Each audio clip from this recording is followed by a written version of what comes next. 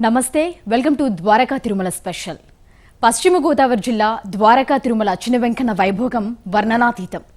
బ్రహ్మోత్సవాలు, గోదా కళ్యాణం, భక్తులకు నిత్యాన్నదానం, ఇలా స్వామి సన్నిధిలో వెంకన్న సేవలకు కొదవలేదు.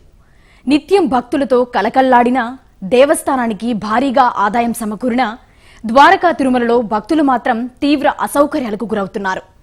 ఇక్కడే ఇలా ఉంటే ద్వారకా తిరుమల దేవస్థానం దత్తత తీసుకున్న ఆలయాల పరిస్థితి ఏంటి? దత్తత దేవాలయాలు పేరుకేనా, లేదా అభివృద్ధిలో ద్వారకా తిరుమల దేవస్థానం భాగమవుతోందా?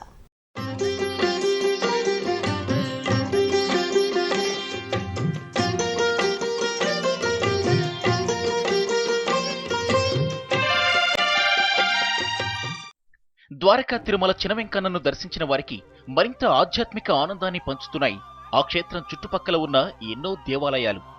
ముక్తి అందించే స్వామివారి సన్నిధిలోని ఆ అనుబంధ ఆలయాల్లో ముందు బ్రహ్మరాంబ మల్లేశ్వర స్వామి దేవాలయం గురించే చెప్పుకోవాలి. చిన్న వెంకన్న ఆలయానికి వాయువ్య దిశలో ఉన్న ఈ దేవాలయానికి పురాతన చరిత్ర ఉంది.